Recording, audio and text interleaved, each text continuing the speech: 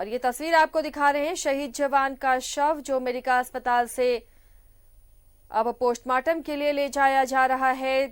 आनन फानन में शहीद जवान जो घायल हुए थे मुठभेड़ में, आईडी ब्लास्ट में घायल हुए थे, इन्हें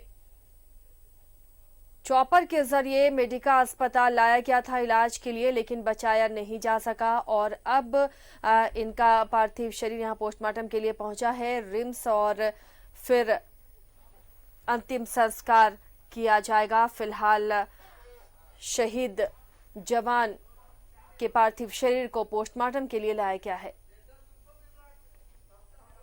ये एक्सक्लूसिव तस्वीर आपको दिखा रहे हैं। घायल जवान को चॉपर से मेडिकल लाया गया था ताकि फौरन उसे बेहतर इलाज मुहैया कराया जा सके, लेकिन बेहतर इलाज किया गया, कोशिश की गई डॉक्टरों की तरफ से, लेकिन जवान को बचाया नहीं जा सका। शहीद हो गए जवान और अब पोस्टमार्टम होगा पार्थिव शरीर का और उसके बाद पूरे सम्मान के साथ शहीद का अंतिम संस्कार किया जाएगा।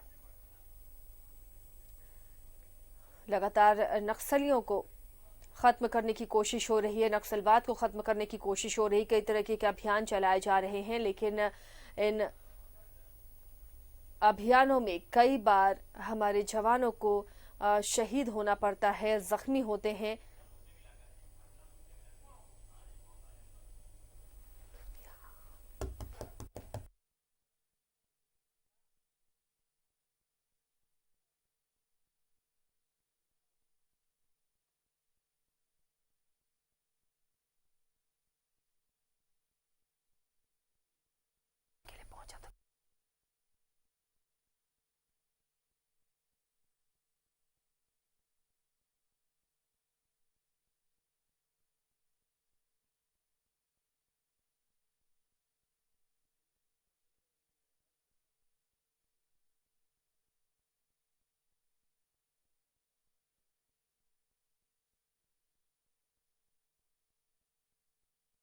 सौंपा जाएगा परिजनों को पार्थिव शरीर और पूरे राज के सम्मान के साथ अंतिम विदाई दी जाएगी इस शहीद जवान को। नक्सलियों से लोहा लेते हुए ये जवान शहीद हुआ था। लोहरदगा में ये मुठभेड़ हुई थी नक्सलियों के साथ और सुरक्षा बलों के बीच में। इस मुठभेड़ में सैप का जवान घायल हुआ था। आनन फानन में उसे चॉपर की मदद से रांची लाया गया, यहां मेडिका में भर्ती कराया गया, लेकिन जवान को बचाया नहीं जा सका। सत्यव्रत जुड़े हुए इस मामले पर अपडेट के साथ। सत्यव्रत, अब शहीद जवान का पार्थिव शरीर लाया गया है पोस्टमार्टम के लिए, क्या पूरी जानकारी है? कब तक वापस फिर पार्थिव शरीर सौंपा जाएगा?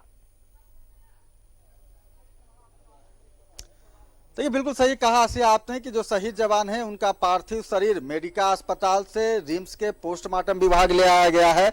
अभी से थोड़ी देर पहले जो है इसी वाहन से जो पार्थिव शरीर है शहीद जवान का उसे रिम्स के पोस्टमार्टम विभाग ले जाया गया है और फिलहाल जो पोस्टमार्टम की प्रक्रिया है वो चल रही है। जो पुलिस के जवान हैं, कई और जवान हैं, उनके जो साथ के जो सहयोगी थे वो भी इस वक्त जो है वो पोस्टमार्टम विभाग में मौजूद है। साथ ही रांची जिला प्रशासन के जो लोग हैं वो मौजूद हैं, सिटी एसपी हैं वो मौजूद हैं, सदर थाना प्रभारी हैं वो मौजूद हैं, सदर डीएसपी हैं वो मौजूद हैं। और फिलहाल देखिए यही वो रिम्स का पोस्टमार्टम विभाग है आसिया, जहां फिलहाल शहीद जवान का जो पोस्टमार्टम है वो किया जा रहा है। एक प्रोटोकॉल है कि जैसे ही कोई पार्थिव शरीर रिम्स के पोस्टमार्टम विभाग पहुंचता है सबसे पहले उसका कोविड जांच किया जाता है और उसी क्रम में जो शहीद जवान है उनके भी शव का जो है वो कोविड जांच किया गया था। फिलहाल कोविड जांच जो है वो निगेटिव आया है और पोस्टमार्टम की जो प्रक्रिया है वो फिलहाल चल रही है। कैमरा पर्सन राजेश से कहना चाहूंगा कि राजेश दिखाइए कि किस तरह से बाकी के जो जवान हैं, बाकी के जो उनके दोस्त हैं, जो साथी हैं, जो उस वक्त लोहरदगा में भी मौजूद थे, वो फिलहाल जो है वो रिम्स के पोस्टमार्टम विभाग में है। बड़े पदाधिकारी जो हैं वो रिम्स पहुंच चुके हैं, सिटी एसपी हैं, सदर डीएसपी हैं, बरियातू थाना प्रभारी हैं, सदर थाना प्रभारी हैं और जल्द से जल्द जो पोस्टमार्टम है उसकी प्रक्रिया चल रही है। फिलहाल जो सूचना है कि जैप 1 में जो है वो श्रद्धांजलि दी जाएगी शहीद जवान की और हम कुछ लोगों से ही बात करते हैं जो उनके साथ उस वक्त मुठभेड़ में भी थे मौजूद। आप जो है वो अपने साथी का जो शव है वो लेके आए हैं, क्या घटना हुई थी लोहरदगा में? हम लोग थाना से कुछ दूर मोटरसाइकिल में जाके फिर वहाँ जंगल क्षेत्र है वहाँ पैदल गए पैदल कुछ दूर जाने के बाद में जंगल में कहीं मतलब आईडी बिछा हुआ था, उस पर पैर पड़ गया और उन्हीं को खाली मतलब ये नुकसान हुआ। आप भी मौजूद थे उस वक्त? हम लोग पीछे थे। अच्छा, कितने सेना के आप लोग कितने जवान थे? हम लोग तीन सेक्शन थे, हम लोग सीआरपी थे और साइड 2 हम लोग को साइड का थे जवान, मतलब कंपनी, और बाकी हम लोग अभियान के लिए निकले थे। उसके बाद फिर आप लोगों की मुठभेड़ भी हुई नक्सलियों से? मुठभेड़ तो वैसा नहीं आया, उधर से कोई गोली फायरिंग नहीं हुआ, लेकिन अचानक सब अपना धर लिया जमीनी और अपना कार्रवाई करने के लिए अपना रेडी हो गया कुछ देर, लेकिन वैसा और गोलीबारी नहीं आया। फिर कुछ देर के बाद में हम लोग वहाँ से वापस आया सुरक्षित जगह निकल के।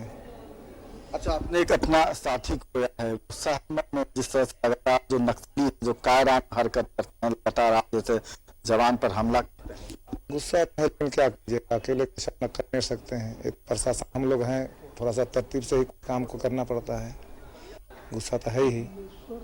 अच्छा, जब लोहरदगा से वो घायल हुए थे, जब सूचना मिली थी, उसके बाद हेलीकॉप्टर के माध्यम से उन्हें रांची लाया गया था, आप भी उस वक्त हेलीकॉप्टर में मौजूद थे। जैसे ही वो मेडिका अस्पताल पहुंचे, डॉक्टरों ने उन्हें मृत घोषित कर दिया। क्या लगता है लोहरदगा से मतलब उस लोहरदगा से जब निकले थे हेलीकॉप्टर में, उस वक्त जीवित थे, हेलीकॉप्टर में ही उनकी मृत्यु हो गई? अब ये तो हम लोग कैसे कर सकते हैं, मृत्यु घोषित हम लोग नहीं ना कर सकते हैं। तो डॉक्टर अपना चेक किया तो अपना मेडिकल हॉस्पिटल में एडमिट किया, उसके बाद में वहीं अपना कि नहीं रहे इस दुनिया में, मतलब वो नहीं है, बस यही। तब हम लोग जान गए कि मतलब आप हम लोग के साथ छोड़ दिए।